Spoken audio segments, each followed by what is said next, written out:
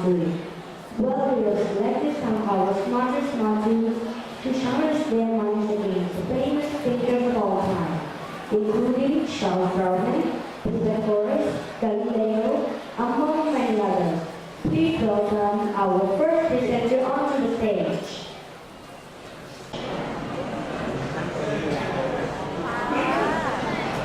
Good afternoon, ladies and gentlemen. Our first smart guest from history is one of the most excellent scientists and mathematicians of all time. Among his achievements, he invented the laws of motion and described how the moon cannot fall to Earth or float with its to space through his theory of universal gravitation. Ladies and gentlemen, please welcome Sir Isaac Newton and Miss Matthews.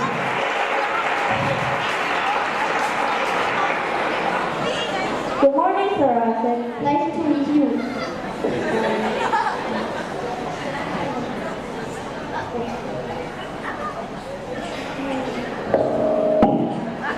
Nice to meet you too, Sir Isaac.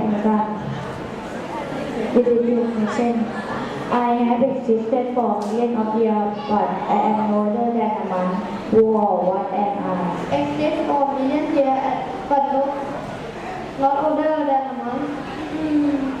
Is the answer is apple? Matthew, has Sir Isaac answered the questions correctly? I'm afraid not.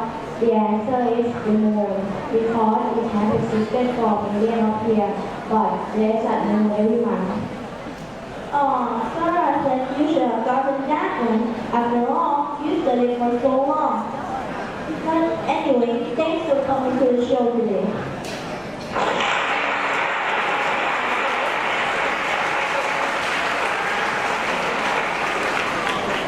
Our next expert from history is scientist whose famous theory of evolution changed the way people thought about the origin of life on the earth. Ladies and gentlemen, please give a warm hand to Sir Charles Darwin and his mother.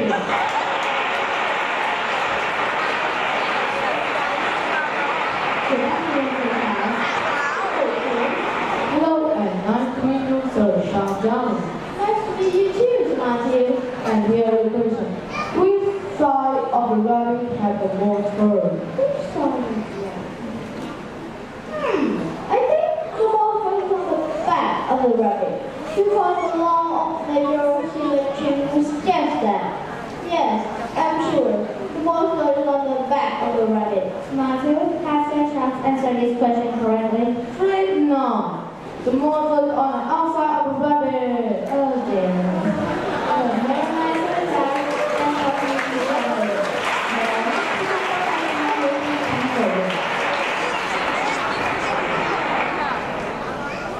Next up is the most famous female scientist. Next up is the most famous female scientist who invented X-ray photography, discovered radioactive elements, uranium and radium, and who said that radioactive isotopes have a specific half-life. Ladies and gentlemen, please let me introduce Madam Curie.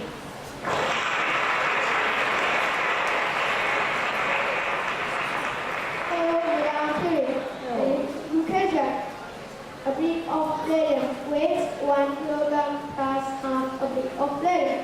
How much does it weigh altogether? That is so easy. The answer is 1.5 kilograms. Is that correct? I am afraid not. That answer is 2 kilograms. Oh no. Oh, maybe next time we'll have better luck. May our next presenter and start to please come forward.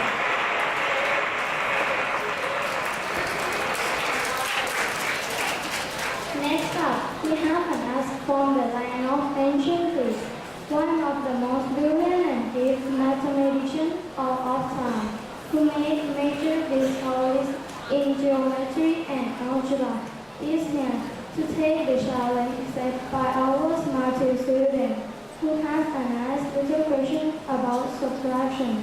Ladies and gentlemen, please let me introduce Pythagoras.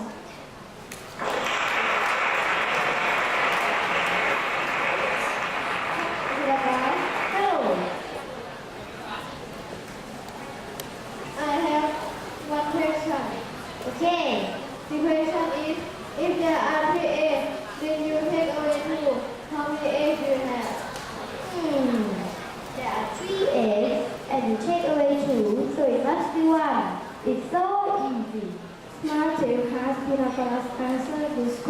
correctly? I'm afraid not. The answer is 2x. 6u, 2x, then you will have 2x. Oh no!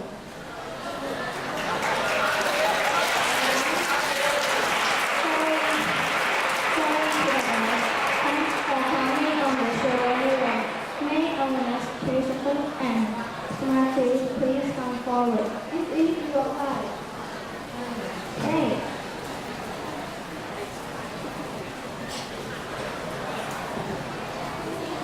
Next is a double S. This time from ancient Africa. Two of the most powerful, wild, and beautiful queens to have ever stood on the face of the earth. Queen Shiva and King Cleopatra as martyrs.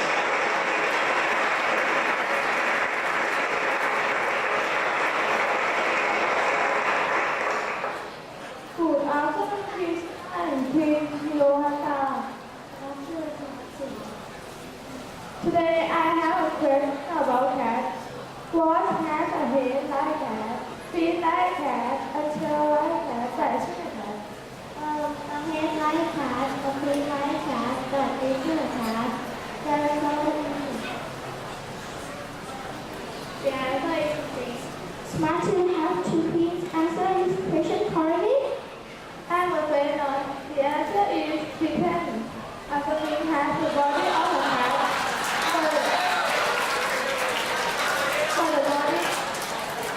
but the head of a queen. Oh dear, you two queens should have known the answer. No one, thank you for coming. May our next presenter ask Martin please come forward.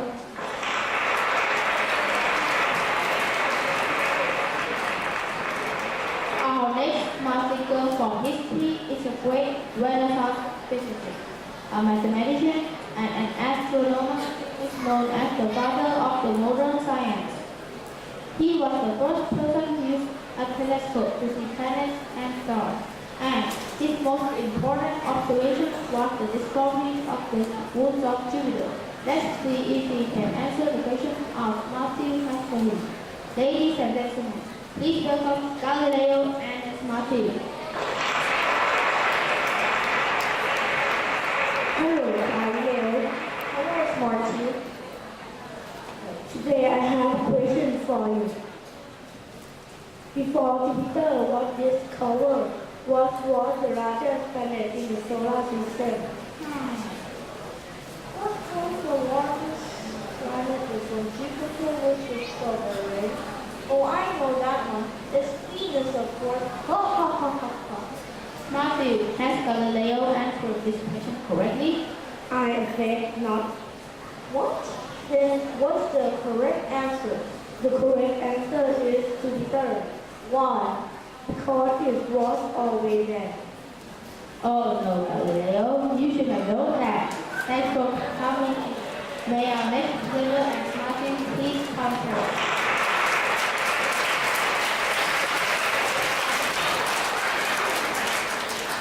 Our next guest from history is a legendary excellent explorer who sailed across the Atlantic Ocean and who discovered North and South America. Ladies and gentlemen, I give you Christopher Columbus and Matthew.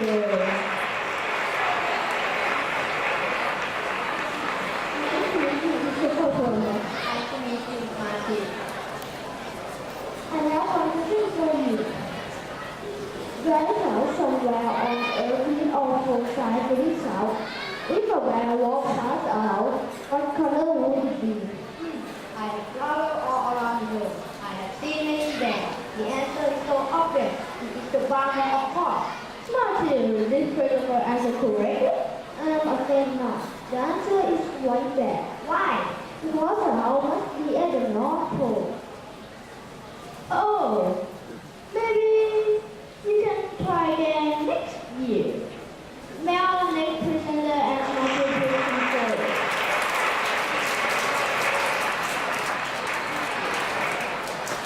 Well, our smart people from history have not done very well so far against us smart two students. If you look behind us at the scoreboard, it is 7-0 to smart 2. So, let's see if our last guest can break it up, so to speak.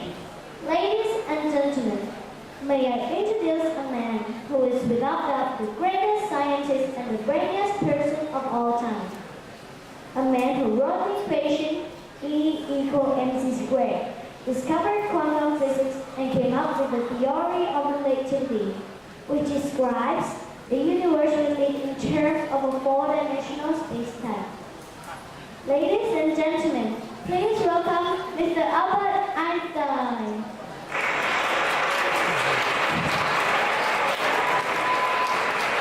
And here we have a question about space-time. May our final Matthew please come forward. Hello, Mr. Albert Einstein. Hello? How are you, sir? Excuse me, I think it's none of your business. Well, if here is your return, then I am at the beginning of the end.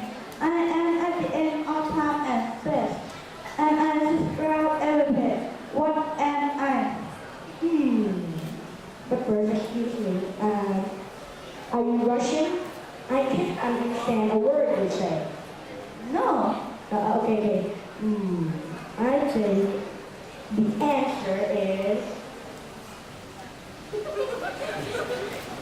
it's a black hole, because the black hole is connected to the white hole, so it's essential situation, and it's essential creation connected to something else, so we do everything square. Is it correct?